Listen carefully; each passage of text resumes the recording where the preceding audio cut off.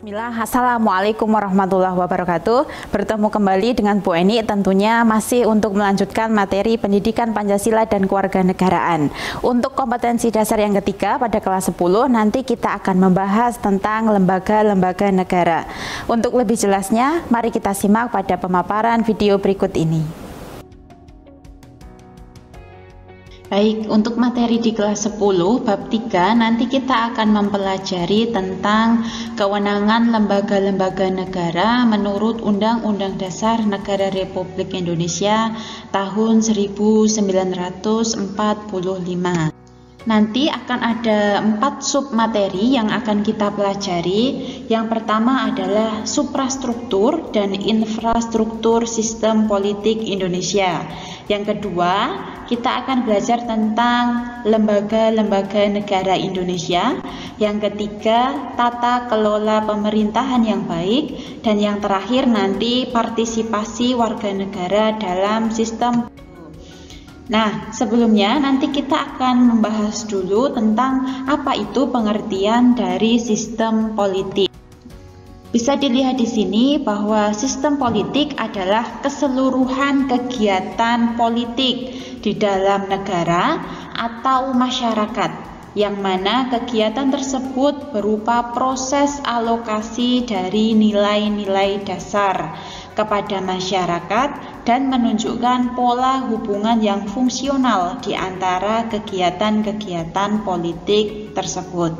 Sistem politik menyelenggarakan fungsi-fungsi tertentu yang fungsinya adalah untuk membuat keputusan atau kebijakan yang mengikat alokasi dari nilai-nilai baik yang bersifat materi maupun non-materi.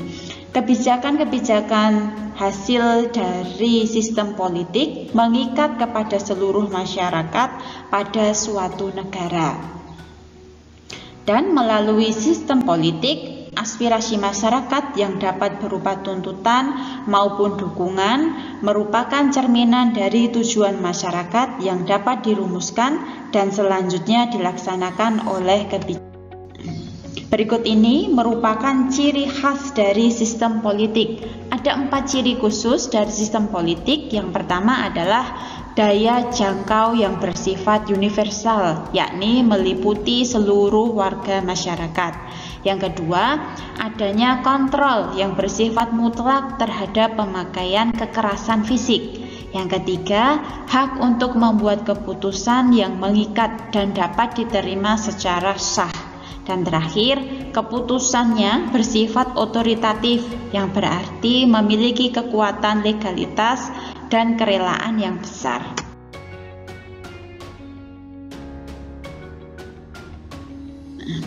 Secara umum, sistem politik dibagi menjadi 2, yakni suprastruktur politik dan infrastruktur politik.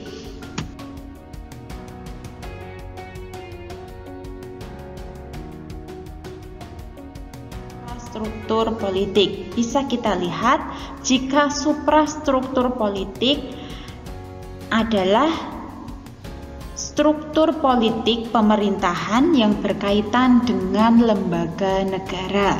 Suprastruktur politik merupakan lembaga pembuat keputusan politik yang sah.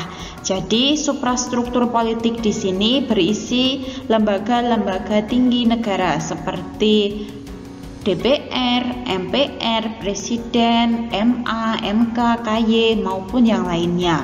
Dan yang kedua adalah infrastruktur politik. Infrastruktur politik merupakan mesin politik masyarakat yang terdiri atas beberapa kelompok yang dibentuk berdasarkan kesamaan sosial, ekonomi, tujuan maupun kesamaan.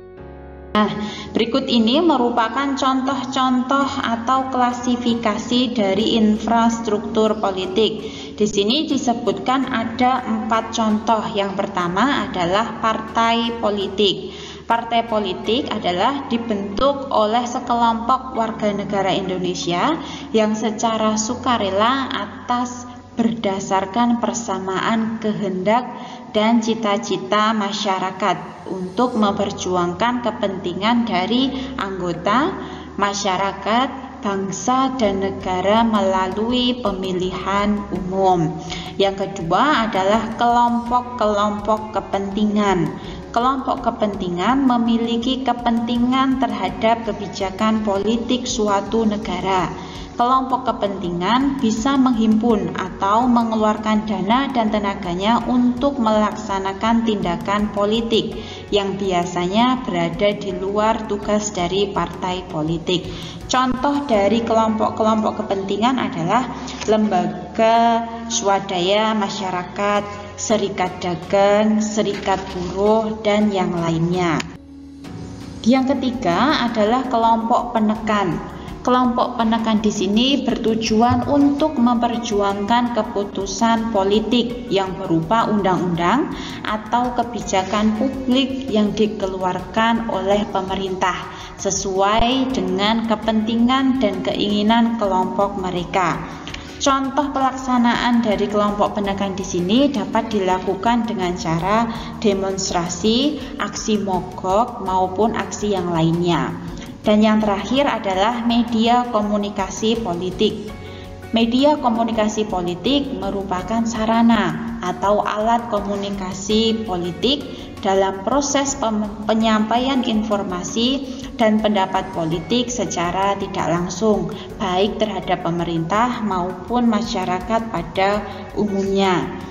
Media komunikasi politik di sini dapat berupa internet, televisi, radio, koran, majalah, maupun yang lainnya.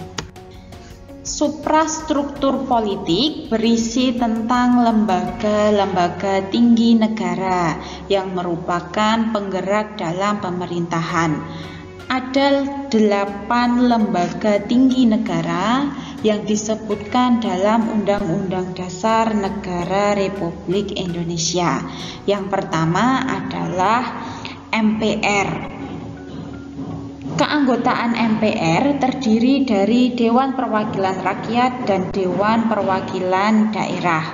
Anggota MPR berjumlah sebanyak 550 anggota dan DPD berjumlah sebanyak 4 kali jumlah provinsi anggota DPD. MPR adalah lembaga negara dalam sistem ketatanegaraan Indonesia dan bukan merupakan lembaga tertinggi negara. Beberapa contoh tugas dari kewenangan MPR adalah mengubah dan menetapkan undang-undang dasar, melantik presiden dan atau wakil presiden. MPR juga memiliki hak dan kewajiban seperti diatur dalam Undang-Undang Nomor 22 Tahun 2003 tentang susunan dan kedudukan MPR, DPR, DPD, dan DPRD. Lembaga tinggi yang kedua adalah Dewan Perwakilan Rakyat.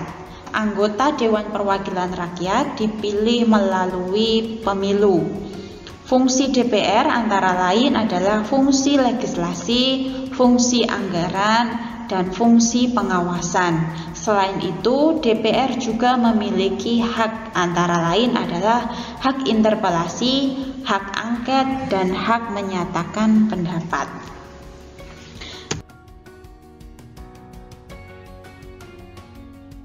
Lembaga tinggi yang ketiga adalah Dewan Perwakilan Daerah. Dewan Perwakilan Daerah merupakan salah satu lembaga tinggi negara yang merupakan perwakilan dari tiap-tiap provinsi. Dewan Perwakilan Daerah merupakan bagian dari keanggotaan Majelis Permusyawaratan Rakyat, dan anggota DPD berdomisili di daerah pemilihannya selama bersidang bertempat tinggal di ibu kota negara. Lembaga tinggi yang keempat adalah Presiden. Presiden dan Wakil Presiden dipilih secara langsung oleh rakyat dalam satu pasangan calon. Syarat untuk menjadi presiden diatur lebih lanjut dalam Undang-Undang Dasar Negara Republik Indonesia tahun 1945 pasal 6 ayat 2. Kekuasaan presiden antara lain adalah membuat undang-undang bersama dengan DPR, menetapkan peraturan pemerintah, memegang kekuasaan tertinggi atas Angkatan Darat, Angkatan Laut, dan Angkatan Udara.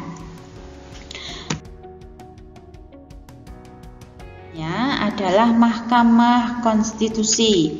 Mahkamah Konstitusi memiliki beberapa kewenangan, antara lain adalah mengadili pada tingkat pertama dan terakhir undang-undang terhadap Undang-Undang Dasar 1945.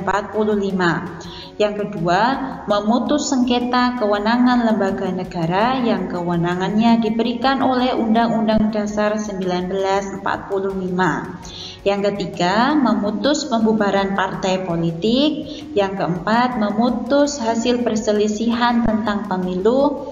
Dan yang terakhir adalah memberikan keputusan atas pendapat DPR mengenai pelanggaran presiden dan atau wakil presiden menurut Undang-Undang Dasar 1945. Keanggotaan Mahkamah Konstitusi berjumlah 9 orang. 3 orang diajukan oleh Mahkamah Agung, 3 orang diajukan oleh DPR, dan 3 yang lainnya diajukan oleh Presiden. Lembaga berikutnya adalah Mahkamah Agung. Mahkamah Agung merupakan lembaga negara yang memegang kekuasaan kehakiman di samping sebuah Mahkamah Konstitusi. Mahkamah Agung membawahi 4 peradilan di bawahnya, yaitu peradilan umum, peradilan agama, peradilan militer, dan peradilan tata usaha negara.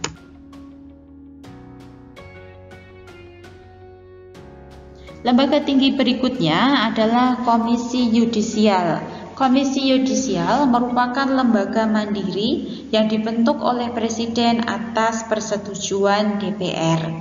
Komisi Yudisial memiliki kewenangan untuk mengusulkan pengangkatan hakim agung serta menjaga dan menegakkan kehormatan, keluhuran martabat, dan perilaku hakim agung. Lembaga tinggi berikutnya adalah Badan Pemeriksa Keuangan. BPK merupakan lembaga yang bebas dan mandiri dengan tugas khusus untuk memeriksa pengelolaan dan tanggung jawab keuangan negara.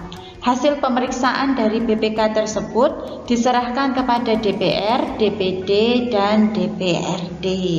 Demikian tadi merupakan lembaga-lembaga tinggi negara yang merupakan suprastruktur politik negara. Untuk berikutnya, kita akan membahas tentang tata kelola pemerintahan yang baik. Ada 3 unsur pokok dalam tata kelola pemerintahan yang baik. Yang pertama adalah unsur pemerintah yang dipercaya untuk menangani administrasi negara pada suatu periode tertentu. Yang kedua adalah unsur swasta atau wirausaha yang bergerak dalam pelayanan publik. Dan yang terakhir adalah unsur dari masyarakat atau warga negara. Nah, berikut ini merupakan indikator-indikator pemerintahan yang baik. Yang pertama adalah adanya partisipasi dari warga masyarakat. Yang kedua adanya transparansi dari pemerintah. Yang ketiga adanya koordinasi. Dan yang terakhir adanya akuntabilitas atau adanya pertanggungjawaban dari pemerintah kepada masyarakat. Ada 8 ciri tata kelola pemerintahan yang baik. Yang pertama adalah partisipasi warga negara. Yang kedua, supremasi hukum harus ditegakkan. Yang ketiga, transparansi penyelenggaraan pemerintahan. Keempat, adanya respon yang baik dari aparatur negara. Dan kelima adalah pengalokasian sumber daya alam negara yang baik. Keenam, pertanggungjawaban dari pemerintah yang jelas. Ketujuh, memiliki visi pembangunan yang luas. Dan terakhir adalah tingginya orientasi terhadap tujuan.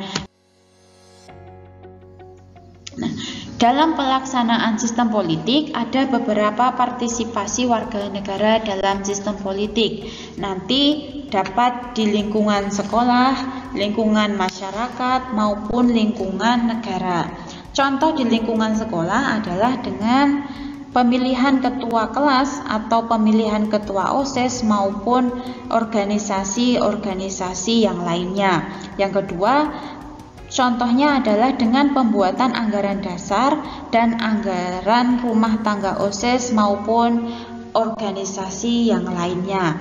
Di lingkungan masyarakat, perilaku politik dapat ditunjukkan atau dicerminkan dalam beberapa kegiatan.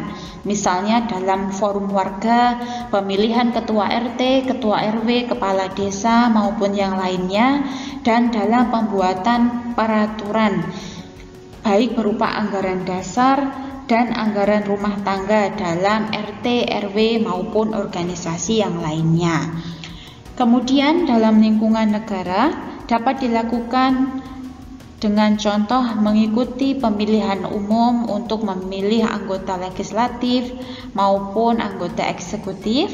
Yang kedua dengan pemilihan kepala daerah secara langsung. Dan yang ketiga adalah mengikuti aksi demonstrasi yang damai, tertib, dan santun. Demikian tadi mengenai pemaparan tentang lembaga-lembaga negara. Terima kasih atas perhatiannya. Sampai jumpa pada video berikutnya. Wassalamualaikum warahmatullahi wabarakatuh.